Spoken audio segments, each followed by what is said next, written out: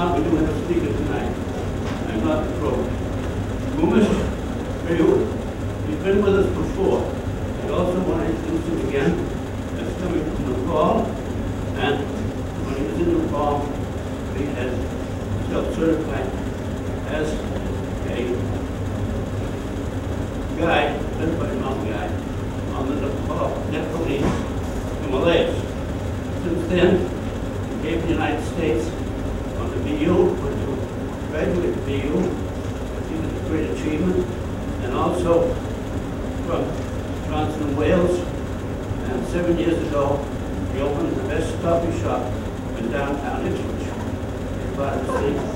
And he has fair trade coffee there and other things.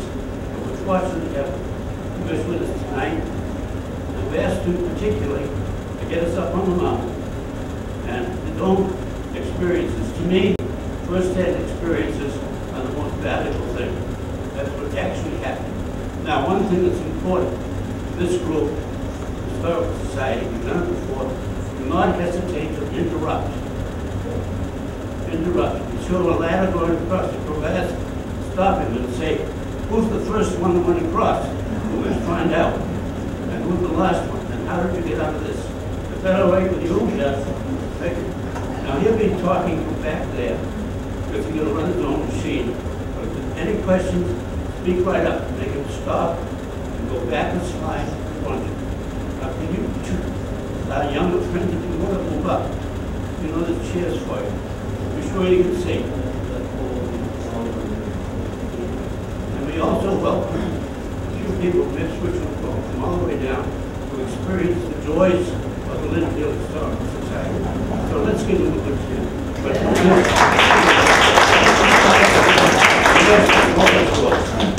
Thank you very much. Thank you all.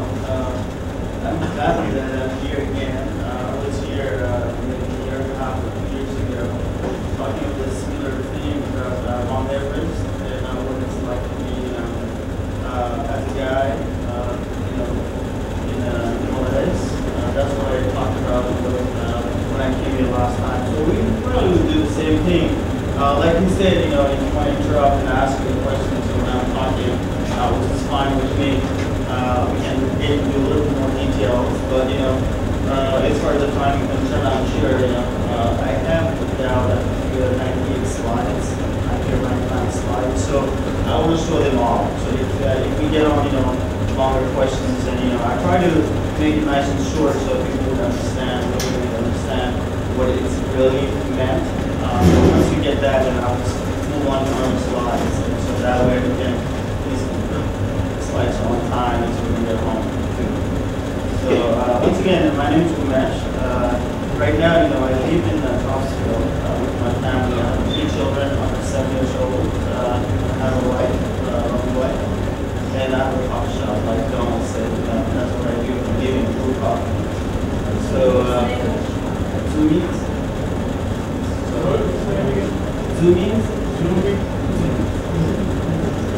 So I'm going to go. Yeah. Yeah. I'm going to go back now, and I'm going to start with my slides. If you can't hear, just let me know. I'll make my voice a little bit louder. So, again, thank you.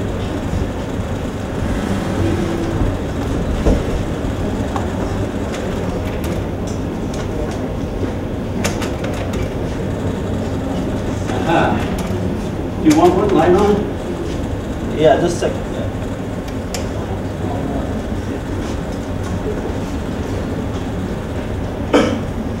I have these slides here just to show you exactly where Himalayas are. Himalayas are in between India and Tibet, part of China. Tibetan part, which is northern section of Nepal, and if you go south, it would be India. And mostly east and west also part of the India. So mostly part of the Nepalese border is mostly with the India, and our northern section is mostly all Tibetan part of the border, in between Tibet and Nepal. So Himalayas, that actually the word came from Sanskrit. The word Himalayas Hima means Him means snow, and Aloe means home. So home of snow.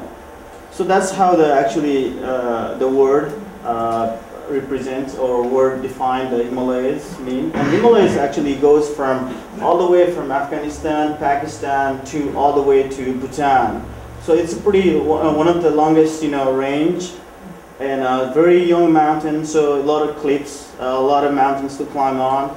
A lot of people from all over the world come out there. Not only Nepal, they go all the way to Pakistan, Nepal, Bhutan, all those India. All those countries they go and climb. So just make sure it's nice. Good.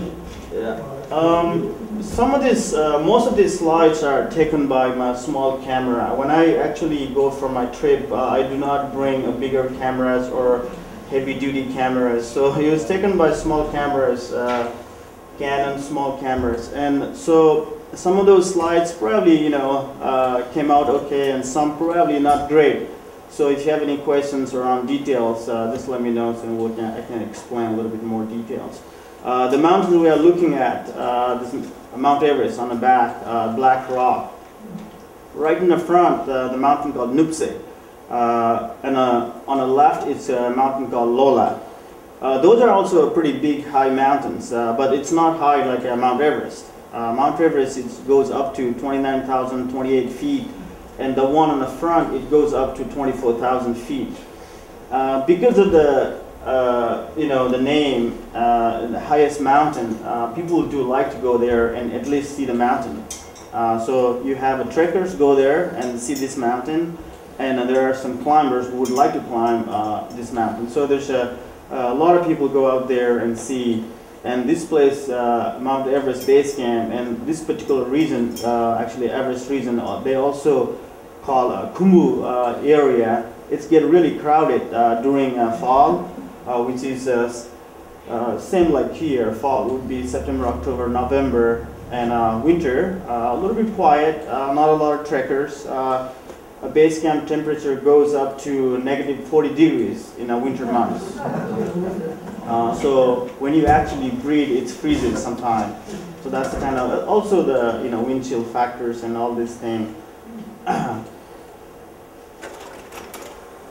Before we get up to the mountains, I want to show you some pictures for what it's like when you get to the Kathmandu, which is the capital of Nepal. Once you get there, of course there are some buildings, but you probably not gonna see like a skyscrapers there because the type of because of the landlocked country, and skyscrapers and things like that are not. I believe it's not feasible to build like that type of high buildings. But you would see this type of stupas though, beautiful stupas, Buddhist stupas, and Hindus, Buddhist statues like this inside the monastery, and paintings, Hindus, deities and temples. This is what it's like. It's like getting into sort of like a museum of Hindus and Hindu temples and Buddhist monastery. And most of the places inside in downtown area, some places you cannot even drive. You can bike, but no driving. So people will be walking, get to the work just like that, as you can see there. And at the same time, this type of person, like we call them Babas. The guy, he's a devotee of a Hindu god named Shiva. And so he was just walking around. Generally, he would stay right near the temple, Shiva's temple. And say it again? What's in the bucket? Oh, that's the little stuff he would get from people. It's the donations, like rice, or sometimes vegetables, money, pennies. Pennies mean in Nepal we have a different money, but anyway, so that type of things he would get. And end of the day, what he would do is he would sort out everything, and that's his meal. He would eat only one meal a day, but doesn't look like he would eat one meal a day. But that's the type of lifestyle he would have. And sometimes they are pretty good at reading palm, so he can tell you the future of your life. Like he can be a fortune teller, and so he would get a little bit more money if that's the kind of personality he has. And so we are right in actually right outside Kathmandu. It's called another town called Bhaktapur, which is just 6-7 miles right outside. And even from Kathmandu, this is what it's like if you hike right around the Kathmandu. Only snow-peaked mountains are actually people would consider mountains. And right around that, hills, right around the other mountains with the, with the green, they won't consider themselves, consider those a mountains. Those are more of hills, they call it, and we're gonna see some of the mountains. That's how the way they would live. That's the national flower of Nepal, rhododendron. Generally, you see them in on a higher, like about I would say 20 feet, 15 to 20 feet tree. Unlike here, we have a little bit of maybe 1.5 feet, maybe 2 feet tall, but here in Nepal it's totally different. It's really tall trees you would see these rhododendrons. Paddy fields, because we are still in Kathmandu, the valley, right around the valley it's of course the mountains, and in the middle people would, there's a section where people has this type of field, and they generally tend to live not too far from their farmland or farming areas. So they are pretty much, somebody from their household would like to look after the farm pretty much every day, sort of like a thing. And they would go and look at things and see if there's anything needs to be get done and things like that. So as you can see, the houses, they would be very close to the house with their farm. And sometimes if it's not farm, it's not field, is not belongs to them, the people would be from not too far, like half hour, 45 minutes, and sometimes you probably would see like an hour, not more than that. Generally, they would like to stay not too far from their place.